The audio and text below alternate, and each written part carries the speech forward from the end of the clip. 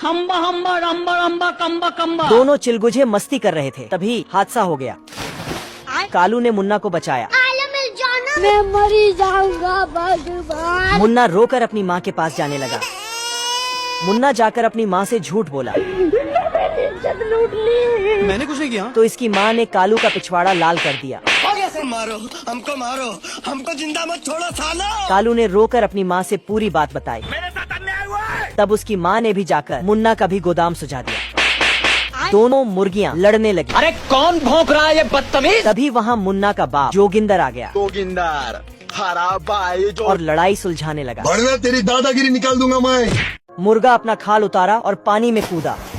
दरअसल जब सभी मुर्गी ताश खेल रही थी, तभी वहाँ मुर्गा आया। जोगिंदर खराब भाई जो सभी मुर्गी डर कर भागने लगी। मुर्गा अंदर आया। नहीं सारुण के यहाँ कुछ तो गड़बड़ है। इस मुर्गी को हटाकर अंडों का साइज देखने लगा। मुर्गी का एक अंडा छोटा निकला तो मुर्गा भड़क गया। हम्बा हम्बा रम्बा रम्बा कम्बा कम्बा। मैंने कुछ नहीं किया। मुर्गा नाराज होकर इस मुर्गी के पास आया और अंडों की जांच किया। ये क्या है? एक अंडे से काला चूजा निकला। रोनाल्डो बनेंगे, आईपीएल में जाएंगे। दोनों मियाँ बीवी में झगड़ा हुआ। सिस्टम पार देंगे। बेचारा काला चूजा उदास हो गया। कैसे लोग रहते हैं यार। इधर यह मुर्गी घूमने निकली तो एक चूसा तितली का पीछा करने लगा। इन मैडम ने जब अपना बच्चा गिना तो एक चूसा गायब था। चूसा तितली के चक्कर में नाली में गिरा। तो मुर्गा हीरो बनने के चक्कर में अपना खाल उतारा और पानी में कूदा। काला चूजा जब यह देखा,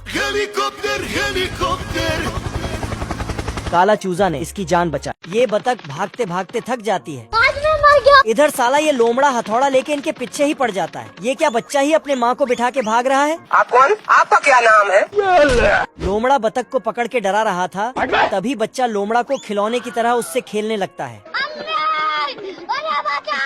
लोमड़ा अपने आप को छुड़ाता है तो उसका हेड ही निकल जाता है। हेलो भाई, खेलेगा फ्री फायर? ठीक है। अब लोमड़ा नुक्का छुपी खेलता है, बतख को आंख बंद करने बोलता और खुद जाके छिप जाता है। अबे किधर है बे? बतख लोमड़ा को ढूंढते हुए यहाँ आता तो लोमड़ा कुल्हाड़ी लेके बतख का काम तमाम करना चाहता है, लेकिन मैंने कुछ नहीं किया। बतख का बच्चा लोमड़ा के पंजों का पीछा करते करते इस लकड़ी के पुल में आता। तभी साला लोमड़ा नीचे से लकड़ी हटा देता और बतख को नीचे अपने मटका पे गिरा देता। लेकिन मटका उड़ते हुए जाके लोमड़ा पे ही गिरता है और बतख अभी भी लोमड़ा को ढूंढ रहा है। साले को छोड़ूंगा नहीं। चूहा अपना एडवांस घर को फटाक से चलता फिरता घर में बदल देता है। फिर कुत्ता गाड़ी का इंजन को सेट करके उठ जा और अपना बाकी का सामान समेट कर गाड़ी स्टार्ट कर। घर को लेकर चल पड़ता है। अच्छा।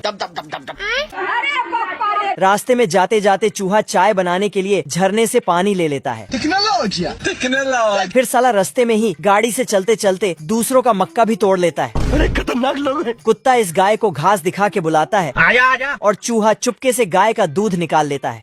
चलो भाई। फिर गाय को घास दे देता है। Thank you. लेकिन ये साला बतख घोड़े बेचकर सो रहा था। सारा रात सोया नहीं। तभी अलार्म बजता है और इसका चादर खींचकर उठा देता है, लेकिन ये फिर से सो जाता है। क्या कर सकता हूँ यार?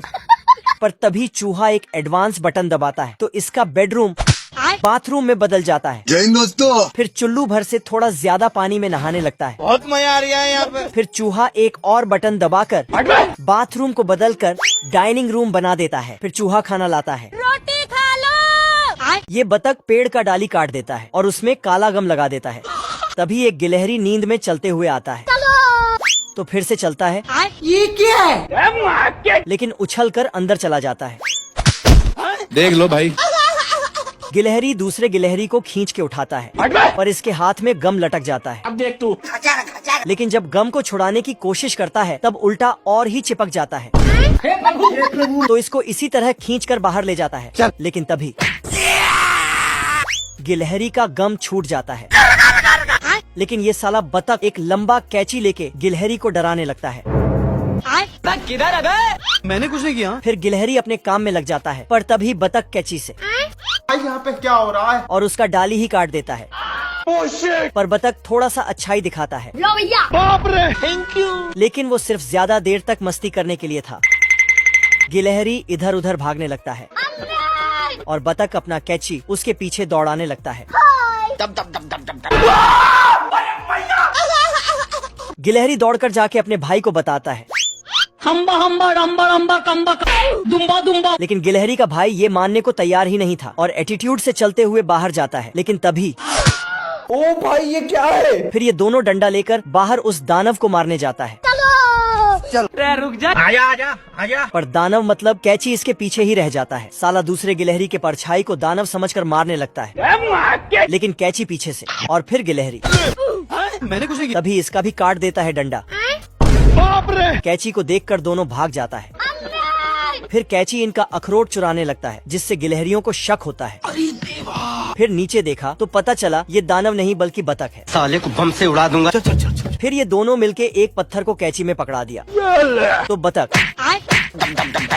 गिलहरी नीचे उतरता है और बतख के ऊपर से पत्थर हटाकर उसको बाहर निकालने की कोशिश करता है। क्या रे भिकमंगिया?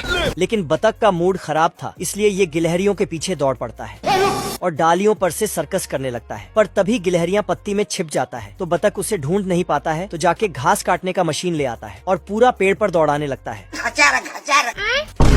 तो गिलहरियों ने एक गजब का दिमाग लगाया। बतख को बेवकूफ बनाकर बिजली के तार की तरफ भेज दिया। तभी बतख को होश आया, मर गया भैया। लेकिन तब तक बाय बाय।